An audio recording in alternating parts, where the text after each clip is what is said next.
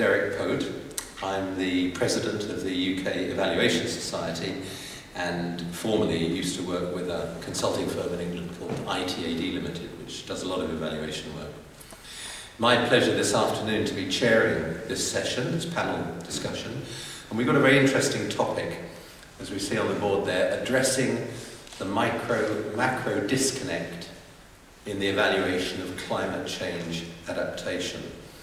Some of you will have, if you're very alert, you might spot already that the slide says adaptation, whereas the brochure, the handout, says resilience. We might turn back to that in just a moment. I'm joined by 4 colleagues here, starting second from, well, let's start right at the end. We have Piva Bell, who is going to be a discussant for the exercise and will come in after the presentations. Piva joins us from Indonesia, and we've had the pleasure of working more distantly with her through some work for the Rockefeller Foundation on Asian cities and climate change. We then have Paula Silva Villaneuva, who is in fact from Spain, not from the UK, which I think one of the things says, and she's been working with us on other environmental work. Then here in the middle, Robbie Gregorowski and Gil Yaron. And my last 3 colleagues here will each give short presentations on different aspects of this, this challenge or this problem that we're putting up here. That will be followed by a comment from Piva, and then we'll open the floor and the room to comments and questions for everyone. Now, by way of a preamble, I think I should say that the title of the subject raises 2 immediate issues, perhaps deliberately contentious. First of all, if we're going to talk about monitoring and evaluation in this area, do we have a shared view of climate change resilience? Is resilience a synonym for adaptation, which you might think from the way we've changed the slide?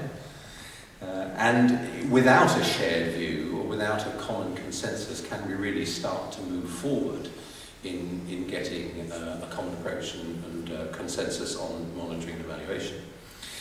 Secondly, is it evident that there is such a thing as a micro-macro disconnect? This takes an assumption about work that's going on at the moment, that different strands of work are not really joining up, not coming together because of different perspectives. And to set the scene for that, what we've put here on the slide is a summary of some work by IEED looking at ways of categorizing adaptation, different typologies, the sorts of actions that are taking place under them, and examples of work going on. And I think, as we'll hear from the speakers, there are some points of view that argue that much of the work that's happening at the moment is partial, it's dealing very much with topical issues and not taking a broader view of the way of the type of transformational change that is actually necessary if society and individuals are going to be able to respond to climate change challenges. So it's my job to say little and guide others, so I'm going to step down now, and I think Paula will be first to speak. Either, are you going to sit or come up? I'm afraid.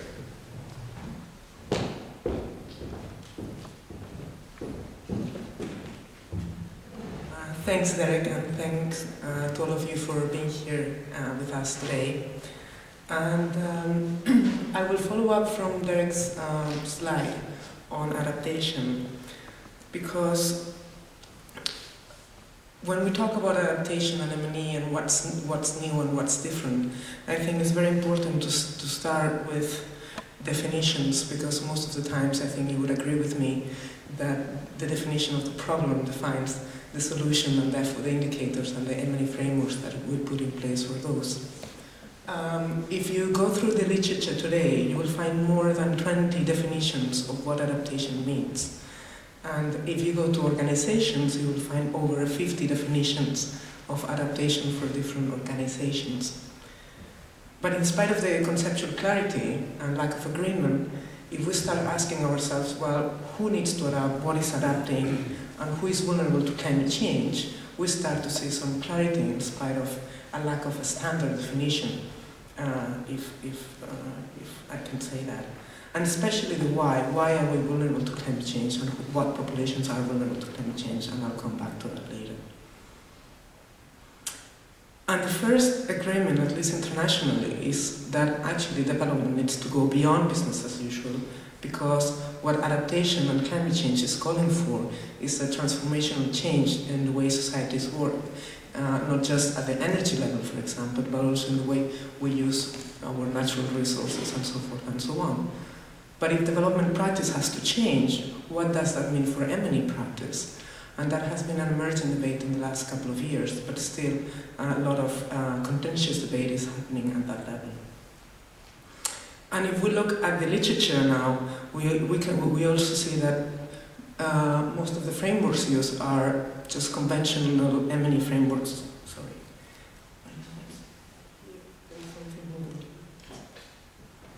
Conventional M&E frameworks and log frames where the indicators used are common disaster risk management. I don't know if you're aware of those, but mainly focusing on reducing the impact of climate change.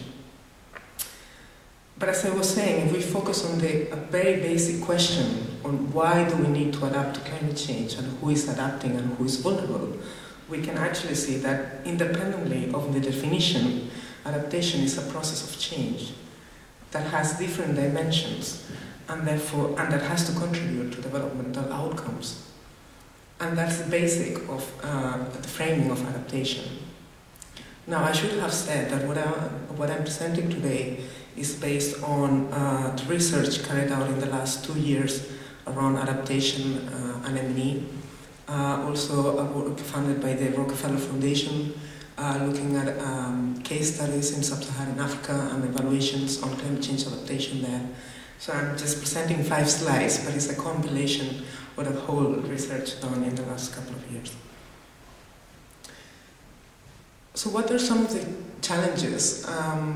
Because most of the when you talk with the evaluation community, is, well, what is new? You know, all you climate change people, you keep talking about changing M&E practice, but what is new? Well, actually, when we look at adaptation at the local level, we find that success at the local level is highly dependent on the international and national political economy to start with. So when we are evaluating at the local level, we cannot forget that broader context. We also see that non-climatic factors have a huge impact on the adaptation process. So it's not about having the climate information and using that information wisely, but it's also about, as we will see, the underlying causes of vulnerability. So we go back again to poverty, livelihoods, etc. But also there are so many unknowns. We do have predictions for the next 10 to 15 years, but we do not know what the impact of those is going to be at the society level.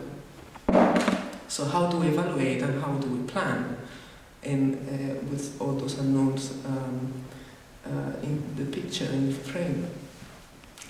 And also we have many different stakeholders from especially the private sector, pushing climate change agenda with different interests and what we are the so-called winners and losers. So in the adaptation debate, there are people who are going to win and there are people who are going to lose. So how do we capture and how do we grasp that in the evaluation? And perhaps more importantly, and this is common to all developmental efforts, is the long-term decision-making processes in an uncertain climate.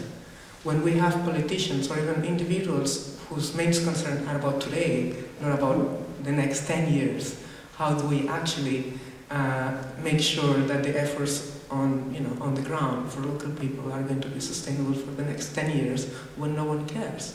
Not for the politician that is thinking about the 4-year election, not for the small farmer who is thinking about, I just need to eat today and tomorrow and maintain my family. So, that's the context of adaptation. Having said that, there is a lot of debate about, well, give me the indicators, because we are living in a context where donors working and wanting to fund adaptation are asking for value for money and result-based approaches, and therefore give me the indicators. Well, actually, that work is still happening. No one has, and I don't think it exists a blueprint for it. But I would argue that what we need is a basket of dimensional indicators that focuses on the processes, because as we've seen before, we are working with many unknowns in a huge politically dominated landscape. But what we do know is that we need to build adaptive capacity of people. And by adaptive capacity, it means that we need to start understanding the attitudes and behaviors and practices at all levels. For example, an evaluation of adaptation intervention in Zambia found that people were not willing to change their farming practices because the risk they perceive of changing the way they work was much higher than, just waiting and see what's going to happen. As I was saying, many non-climatic factors determine that success and failure. So this emerging arena of adaptation efforts per se, I would say, does not stand out, because we cannot address climate change and its impacts alone. We need to look at issues around access to land, markets, technology, poverty, etc., because those are the causes that make people vulnerable to climate change. Third, of course, we need to improve our climate risk management strategies and dealing with uncertainty. And this is where, if you look at adaptation efforts and M&E frameworks for adaptation, all of them sit in this category. And finally, the context. And every time I say this, everyone says, well, actually, that's all of us know that, so what's new about that? Well, actually, what is new is that whatever happens at one particular level is going to have an impact at a higher or lower level in terms of adaptation. So whatever is good, again, winners and losers, whatever is good for me may be bad for others. And if we go to practice, what I found is that what is actually new about climate change in M&E practice is that we need to change the way we think. We need to change the way we work, and we need to change the way we frame our thinking. Because adaptation is a long-term process of change, it's not a one-off solution. And for that, outputs are too limited and outcomes are way too unpredictable. So therefore, we need to focus more on the processes of change, understanding why those changes are happening or not, and especially looking at the synergies and trade-offs and who is losing and who is winning. Again, very limited efforts have gone to understanding the social dimensions of change. As example I gave before, or I don't know, I'm a smoker, for example. So someone would have to understand what strategies do you need to put in place for a person like me to stop smoking. That's a very long process of change, for example. And especially, and therefore, learning and understanding how adaptive capacity develops into action. And again, we need theories of change that reflect the integration and this holistic vision of what adaptation is, rather than looking at climate risk management strategies and indicators that will fall short to capture adaptive capacity and resilience. And again, we need M&E frameworks in place that go beyond deadlines and targeted areas, because again, we need to set adaptation in its context. And I will stop here. Again, as I said, this is a very brief summary of what I found out in my own research and practice. And I leave my colleague to start looking at what's happening at higher levels.